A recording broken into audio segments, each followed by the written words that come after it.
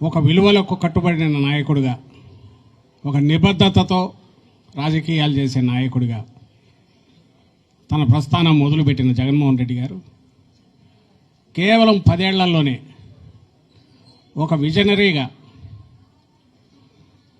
తాను ఏది అనుకుంటున్నాడో అది చేసి చూపించగలిగిన దీశాలిగా, ఒక మంచి పరిపాలకుడుగా, జనరంజకుడుగా కూడా దేశమంతటా కూడా పేరు తెచ్చుకున్నారు.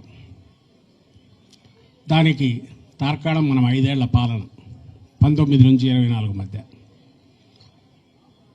దానికి ముందు అధికారంలోకి రావడానికి ముందు ఏదో లాటరీలో తగిలినట్టు కాదు ఆయనకి ఇచ్చింది.